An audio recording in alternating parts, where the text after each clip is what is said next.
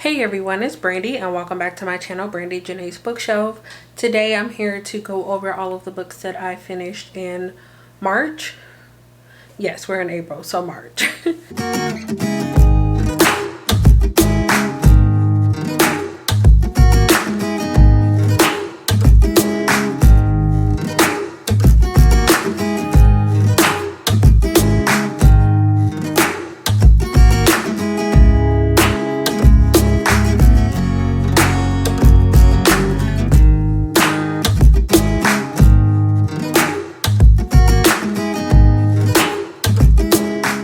So March was really interesting in terms of reading because of how my TBR ended up working out. If you guys missed it, when I did my deck of TBR for March, I had a lot of books left over. I think like half of the books left over that I didn't get to back in February.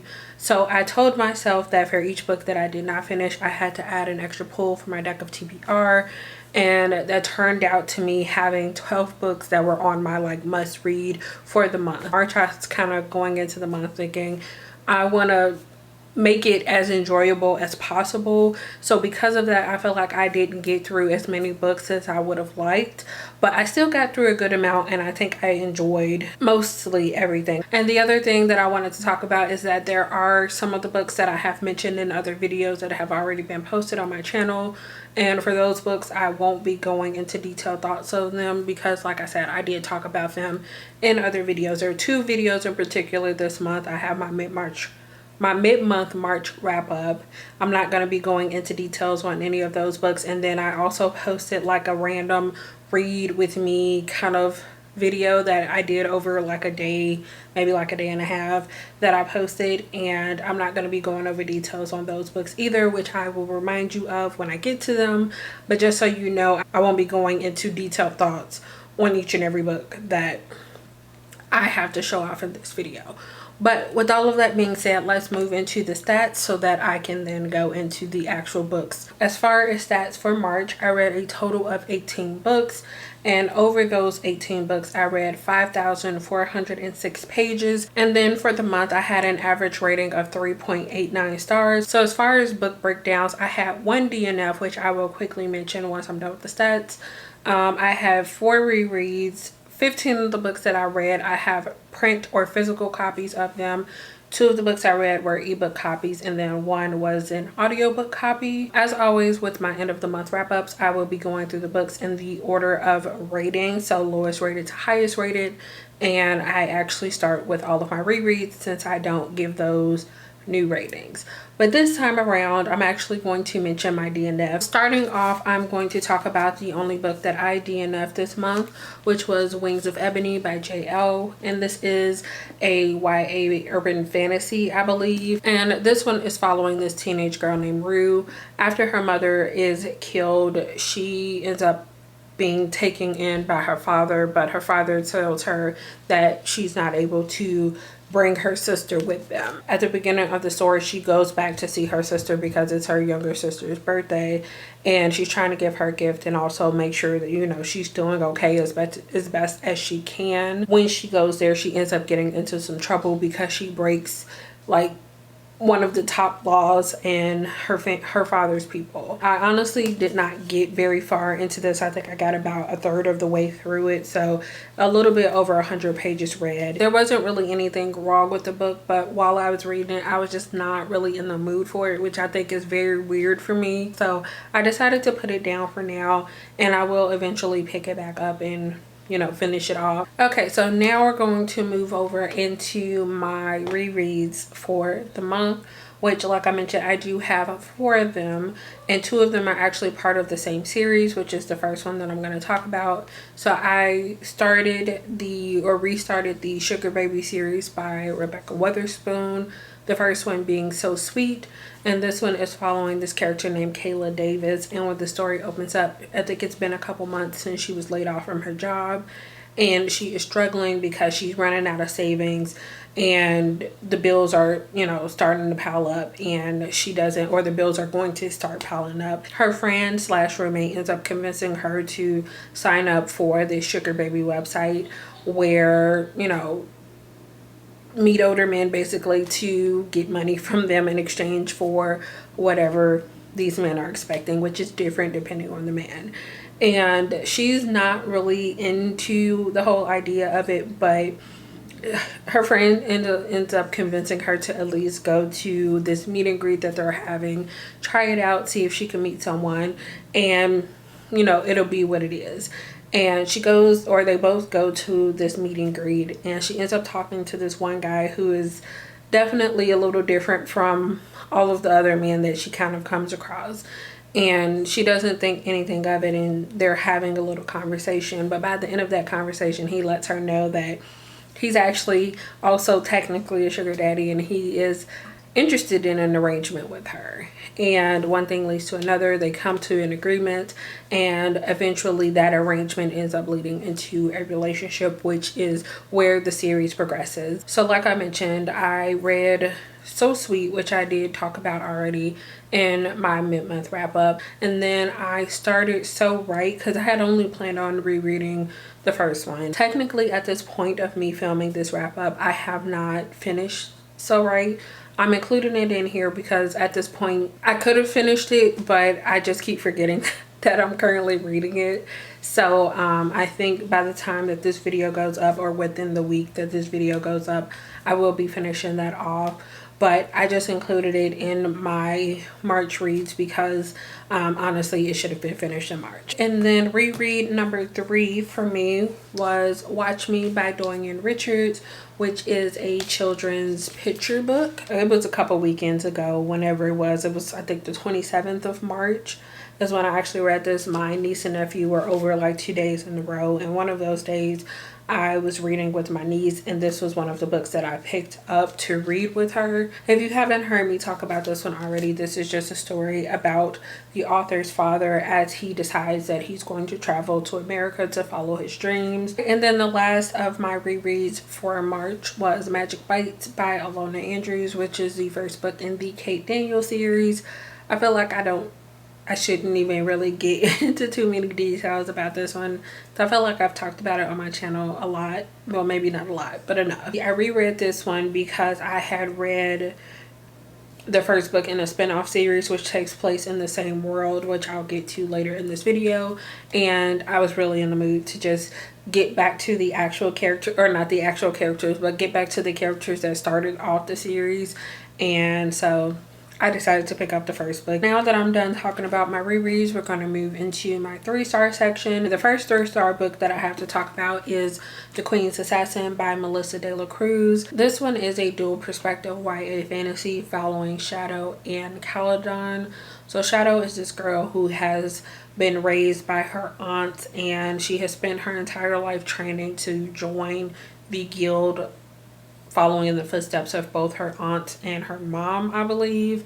And her life goal is to join the guild, but her mother has other plans for her. And Caledon is actually the queen's blood-sworn assassin, and after an attack, the two of them end up thrown together, and they end up having to work together in order to make sure that the queen and the princess stays safe from assassination attempts. I have already talked about this one in my mid-month wrap-up, so I'm not going to get into details of that. Just know that I thought it was an okay book. It was an enjoyable read. The next 3-star read that I have to talk about is Sci-Fu Book 1 by Yehudi Mercado. This one is set in 1980s Brooklyn, and is following this 13-year-old, I think he's 13-year-old boy named Wax, who is the boy that's here on the cover. One day he is practicing his DJing skills, and he accidentally hits a certain frequency that summons this UFO that ends up transporting him, his family, and friends to this robot planet called Dystopia. And once he gets there, he finds out that he has to battle it out with the robots that are in control in order to make sure that Earth stays safe and that he can return home with the people that he was transported there with. And this is a, like, I'm guessing like a middle grade or lower YA comic. And I have actually talked about this one in, I think I called it Random Sunday Reading, and I will make sure to link that up above so you guys can check that out. But I thought that the artwork was really cute. The story was okay. I think if you get this in the right hands, that it could be a very enjoyable story. But you know, as far as my enjoyment, I just thought it was all right. The next 3-star read that I have is Pride by E.B. Boy, which is a YA contemporary retelling of Pride and Prejudice, following Zuri Benitez and Darius Darcy. Zuri is this very proud teenage girl, and she looks down on anyone who pretty much has some type of opinion on her, her family, and where she comes from. And Darius is from this really wealthy family who moves into their neighborhood. Basically, as soon as Zuri sees them, she has thoughts and opinions on who they are and how they act. And it's pretty much just a story of them getting to know each other and realizing that their initial opinions of each other aren't exactly how they thought they were. I thought that this one was very interesting. However, there were some things that I thought were like extremely overdone that I wasn't the fan of, not in terms of the writing, but the actual characters and how they reacted. This really made me want to just go back and reread Pride and Prejudice, or at the very least listen to the audiobook for it. So maybe I'll see if I can find some time for that in April. But overall, I enjoyed this. I enjoyed E.B. Boy's writing, and it makes me really want to go check out some of her other works, because if it wasn't for some of the strong personalities of the characters, I think I would have enjoyed this a lot more, especially some of the adults. I know adults have prejudices, but I was just like, I wanted to slap a couple people. I'm just gonna leave it at that. I was just like, you're too old to be acting like that, even though I know that that's the whole concept. Anyway, I enjoyed this. I really like finding all of the similarities to the story, and I enjoyed this. Not my favorite, but overall I think it was a good read. Will I ever reread it? Not sure, but it was nice to read it while I was reading it. I don't know, that was weird, but I get it got 3 stars from me. Moving on, the next 3-star read that I have is Pepper Page Saves the Universe. I believe this is volume 1, possibly, by Landry Q. Walker. This one is a futuristic sci-fi story. It's taking place in 2421 and is following this character named Pepper Page, which is the girl on the cover. She is a teenage orphan, and she is not really happy with the life around her. So because of that, she becomes really absorbed in this comic book series called Supernova. Because she is so obsessed and absorbed in the comic book world, she ends up getting into a lot of trouble in real life situations, and one of those times she gets in trouble, it's one of her teachers, and he tells her that she has to come and clean up his classroom like before school starts or something like that. One thing leads to another, and because of trying to escape some bullies, her and her 2 friends end up going into the school to try to hide out in the lab or room that she has access to in order to be able to clean it the next morning, and ends up interrupting that teacher in an experiment, and she gets transported to a different part of the universe where she realizes that she has some type of magical abilities. This is another comic book. It's actually like a comic within the comic, which I thought was very interesting, and I feel like I don't come across that specific concept a whole lot. But I think that this one is another interesting concept, and if you get it into the right hands, it could be really amazing for the right reader. I thought it was okay. I think that I didn't enjoy this one as much as I was hoping to, because I don't think I'm really that big into superhero stories. But I think for younger readers looking, or maybe even like reluctant readers looking to get into something, this could be something good to try out. Because while there is like text to read, a lot of it is pretty straightforward and easy to get through. Overall, I think that it was pretty good, and like I said, with the rating system, it got 3 stars for me. And then the final 3-star read that I had to talk about with you guys today is Something's Wrong, A Bear, a Hare, and Some Underwear by Jory John, and illustrated by Aaron Cron. Hopefully I'm saying that correctly. But this is another picture book that I actually received from Macmillan and read with my niece on the same day that I read the other one that I talked about, the reread that I had. I don't really know how to talk about this without getting into too many details, but this one is just following this bear who is get up and kind of going about his day. He's feeling a little off, and he's kind of just going around and speaking with some of the different animals that are, I guess, living around him. And he feels like something's wrong, but he doesn't really know what's going on. And you know, every time he leaves, you know, another animal is like, why is this bear wearing underwear? So that's pretty much the premise of the entire story. And like I said, I did read this with my niece. I will say that I think as far as this picture book, this one is a better one to read with possibly a little bit of an older audience, because she spent a lot of the time just wondering why this bear was just walking around in only underwear and that's it.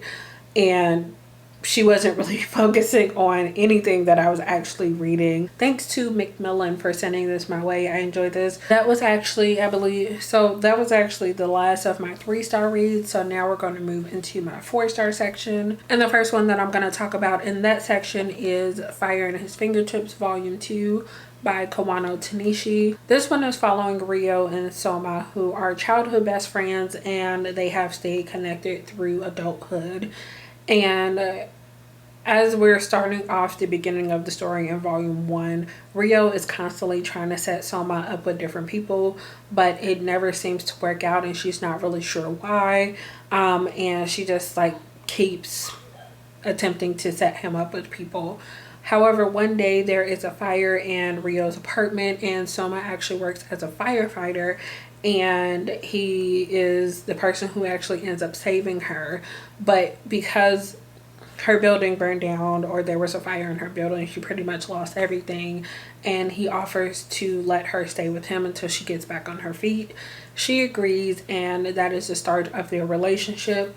And then in volume 2, it's just basically a progression of their relationship from what it left off as in volume 1. I've already talked about this one in my mid-month wrap-up, so I'm not going to get into this one again, but just know that I enjoyed it. Obviously, I gave it 4 stars. Next is A Song of Race and Ruin by Roseanne A. Brown. This is another YA fantasy that is a dual perspective story following both Malik and Karina.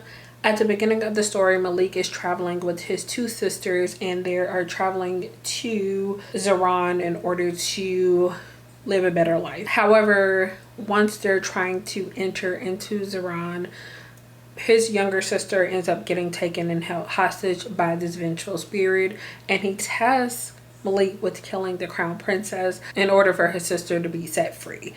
And Karina, on the other hand, is the crown princess. She is struggling a lot because her father and her older sister passed away. We don't really have a lot of details on that, but towards the beginning of the story, her mother is also assassinated, and she's the only one left in her bloodline, you know, in order to rule the kingdom. She doesn't really want that, and she comes across this spell that will let her resurrect her dead mother.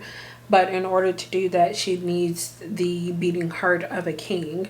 And so in order to achieve this, or to gain this, she decides that she's going to make the prize for this competition that happens for every solstagia, which is this big ceremony that they have, I think, every 50 years or so. But she decides to make the prize her hand in marriage. And the story is following the 2 of them, obviously, as they're going to come head to head, because Malik is tasked with killing her, and she's trying to kill whoever ends up winning this competition. But of course, he's trying to win the competition so he can get close to her. Sorry, kind of a lot, but I have already talked about this in my mid-month wrap-up, so I'm not going to get into this one again. But just know, once again, I enjoyed it. It got 4 stars from me. So the next book that I finished was Blood Heir by Alana Andrews, which is the first book in a new series that is taking place in the Kate Daniels world. And this one is actually following Julie. If you have read that original series, it's following Julie, and she's now going by Aurelia Ryder, and she looks completely different. And I think it's like a 10-year gap in between the end of that final book and this one, or maybe it's like 8 years. It's somewhere between 8 and 10-year gap between those 2 books. She is still in contact with one of the witches that was part of the Oracle, if you've read the Kate Daniels original series. She receives this prophet or prophecy from that one witch that lets her know that if she contacts or goes back to see Kate at all, then that god who she's trying to fight will end up killing Kate and pretty much their entire family line. So she ends up back in Atlanta in order to follow some clues and try to figure out what exactly this god is searching for in order to defeat him, so that, you know, she can save Kate and everyone else that is possibly in danger from this one god. I ended up really enjoying this. It was really nice being back in the world, but on the flip side, it was also kind of hard because Julie hasn't been in Atlanta for like 10 years, I believe. And so much has changed and she doesn't know. Because she doesn't know, we don't know. And it's hard, but I enjoyed it. It gave me those same vibes that I had when reading the original series.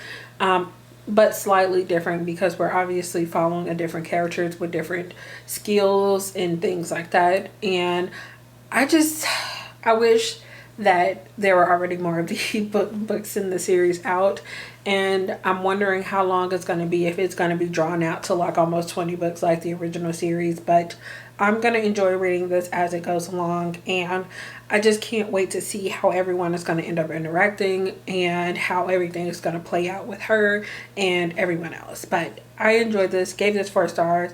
I feel like I didn't really talk about my feelings because I was just all over the place. Just know I'm super excited. I can't wait to read more in this series. The next book that I have to talk about is You Had Me at Ola by Alexis Daria, which is an adult contemporary romance. This is another dual perspective that is following Jasmine and Ashton. Jasmine is currently in the spotlight of the tabloids because she has recently gone through a very messy breakup. However, she's trying to put that behind her and move on because she has landed this leading role, and she's really trying to use that as a stepping stone to really have her career take off. Ashton, on the other hand, thinks he is like 1 foot out the door as far as his career because his last major role was actually killed off, and he suddenly gets this opportunity to play this lead role opposite Jasmine, and he feels like that this is his final opportunity to really prove himself in order to take a step away from telenovelas and like really make it big in Hollywood and something other than, you know, the telenovelas that he has been doing for pretty much his entire career. With the two of them being leads, of course, they're going to be spending more time together, and from there a romance ends up starting. Why did I say blossoming? I don't know. This is getting awkward. Anyway, a romance ends up forming between the two of them, and they're ending up trying to figure out how to balance their new relationship with the problems, I guess, that they were dealing with before they met each other. And that, of course, causes some issues and keeps the relationship from progressing the way they both want it to. So I actually really ended up enjoying this book. I was a little worried going into it because I felt like I had saw some average or not so good reviews right before I was ready to pick this one up, and I was just like, I don't know how I'm gonna feel about it. But I really enjoyed this. There were some things about it that I wasn't the biggest fan of, but overall I thought that this was a pretty healthy relationship. It did start a bit quickly, but they were willing to talk through some things, and although they weren't meeting eye to eye, they were willing, like I said, to talk through things as needed, and I really appreciated that about this story. One thing that happens in this that I don't really think I've heard anyone talk about is the fact that this is a bit of an age gap romance, I believe, and then also the fact that this is a relationship where one of the characters is coming in with a kid already, which I don't really feel like is a spoiler. It's not mentioned in the synopsis, but I think either in the first or second time we switch over to Ashton's perspective, we learn right away what his big secret is and why he is kind of separating himself from anyone else around him and his career. I think that's a huge aspect, and honestly, I feel like that could have been explored more. I wish it was explored more, but because of the way that he was about that whole part of his life. We didn't really get to have that interaction a whole lot into basically the end of the book. I have talked about this more, I think more so on how I actually felt about the story in my mid-month wrap up, or not my mid-month wrap up, in that random Sunday reading vlog video thing that I posted. So it should already be linked up above. The next book that I finished, which I believe is like the biggest book that I've read all year, or maybe not the biggest, but it's up there. Anyway, that is A Court of Silver Flames by Sarah J Maas, which is book 4, I guess, technically, in the A Court of Thorns and Roses series. This is technically, I guess, a spin-off of the original trilogy, because it is technically a standalone following Nesta and Cassian. Sorry I said technically so much. But as I mentioned, this is following Nesta and Cassian, mostly focusing on Nesta as she's trying to heal and get back to normal life after events of the third book, A Court of Wings of Ruin, and after life has kind of settled down after that war. And she's struggling a lot at the beginning of the story, but after Feyre and Rhys and pretty much everyone that is part of the inner circle of the Night Court give her an ultimatum, she is stuck with either working on fixing herself, or not fixing herself, but working on healing, or leaving the Night Court. But also in the background, I guess, like, the exciting parts of the story was really focusing on the human queens and wondering if they were up to nonsense again and trying to start another war. And I think that was a little bit of pieces that we got to kind of add a little bit more action into the story. But overall, this is mostly a book on healing, and I enjoyed it. This is another book that I did talk about in that Sunday reading video, so I'm not going to get into thoughts again on this one, but I did enjoy it, like I said, and it got 4 stars from me. The next book that I have to talk about is A River of Royal Blood by Amanda Joy, and this one is a YA fantasy. So this one is following 16-year-old Eva, who is one of the 2 princesses of the kingdom, and she's born with the magic of marrow and blood, and that is seen as one of the deadliest, I guess, types of magic to be born with, because of the last queen who had those same powers. And Eva is kind of struggling with that because she doesn't really want to be seen as the same way that Queen was, and because of that she hasn't really learned anything about her magic or how to use it or anything like that. However, in this kingdom, there is this tradition after what happened with that one queen. In order to decide who becomes the next ruler, I think it might just be queens of this world, the siblings have to fight to the death, and whoever wins, you know, gets to become the next queen. And so Eva is the younger of 2 sisters, and once she turns 17 and her naming day occurs, then she will be legally able to compete with her sister, and whoever kills the other, you know, will become the next queen. About 2 weeks before Eva is set to turn 17, there's an attempt on her life by an assassin, and she's faced with trying to figure out why someone would want to kill her, especially because it is said that she doesn't have access to her magic, and everyone thinks she's gonna die anyway when she ends up fighting off her sister, or fighting with her sister.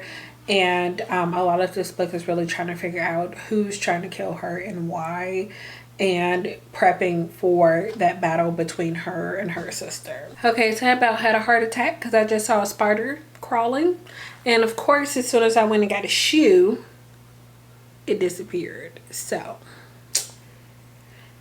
hopefully it comes back out, because now I have a shoe next to me, but it probably won't. Anyway, back to this book. I think that the way that the story went was very interesting. I actually was not really expecting it. I'm looking forward to seeing how the story wraps up. I'm hoping that there's a hopeful ending. Anyway, the spider's back out. I lost my train of thought. Sorry, the spider just reappeared. It's on my ceiling. So oh, please don't crawl over my head. Please don't crawl over my head. I know you're not gonna fall, but if you're gonna be in the ceiling, go in a corner, please. Okay, I've been talking about this way too long. I keep getting distracted because the spider keeps coming out, but I enjoyed it. It got 4 stars for me. I have an arc of the sequel but the book is out now, so I will be reading it hopefully soon. And the final 4-star read that I have to talk about today is Scythe by Neil Shusterman, which is the first book in the Arc of Scythe series. This series is taking place in a futuristic world where humanity has conquered death. And in order to keep control of the human population, there are now scythes who are responsible for ending life. There are 2 teenagers, Citra and Rowan, who are both selected to become apprentices for a scythe called Scythe Faraday, and it's pretty much following their journey and training to possibly become the next scythe or become a scythe. I thought that this was an interesting read. I felt like this one was a bit slower paced because it's a lot of the 2 characters learning about the art of gleaning, basically killing people in order to control humanity, like the spread or the growth of humanity. Just learning the different aspects and different techniques and making sure that they stay ethical, I guess, with the way that they go about cleaning. I thought that this was very fascinating, and I'm interested to see how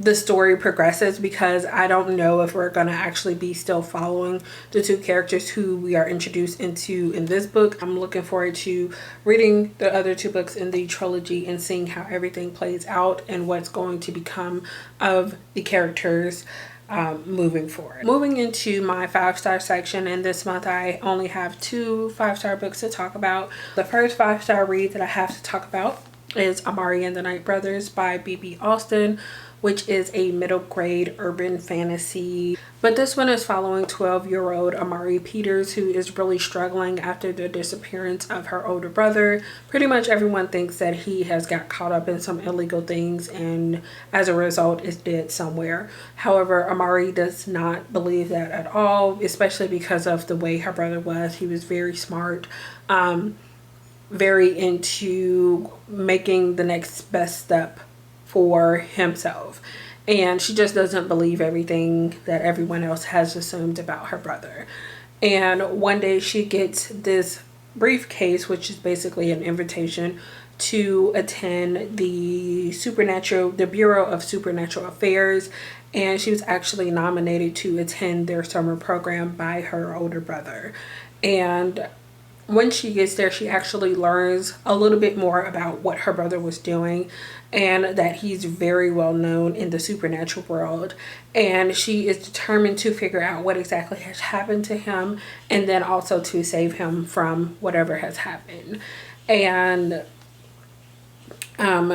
that's what we're pretty much following the story with Amari going to this supernatural like summer camp basically, and like I said, learning more about her brother, herself, and doing her best in order to take those steps to find her brother, prove everyone wrong, and bring him home to herself and her mother. And this was amazing. I've already talked about this one in my mid-month wrap-up, so I'm not going to get into it again. Just know that I think I said this in my mid-month wrap-up, but I typically have a hard time getting into middle grades because I don't know, it's just something about them that kind of keeps me disconnected from the story. But when I was reading this, I felt very well connected and interested and invested in what was going on in Amari's life, and I just never really wanted to put this down. So enjoyed this one. Ended up getting 5 stars with the call pal system, and I can't wait to read the sequel. And then the final book that I have to talk about in my March wrap up is Sweat and Soap Volume 5 by Kentetsu Yamada. This is a story that is following Asako and Notori, who are 2 people who work for the same company who produces soaps, I believe. And the 2 of them end up running together at the office by chance, and their meeting ends up turning into them getting a little closer, which leads into a romantic relationship. And of course, with this being volume 5, it is further into their relationship, and we're getting to see different things, and the 2 of them are prepping to move in together.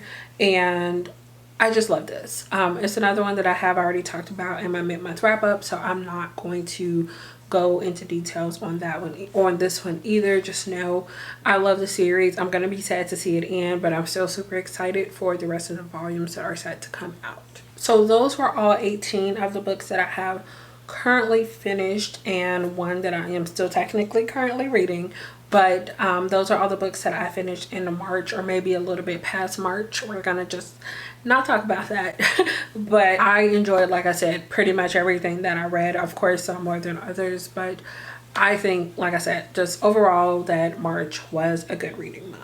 Leave me a comment down below letting me know what some of the books were that you finished in March, and if you've read any of these books that I've talked about in this video, let me know what you thought about them. If you like this video, give it a thumbs up, and if you would like to see more from me, make sure you subscribe. Thank you guys so much for watching, and I will see you again in the next one. Bye.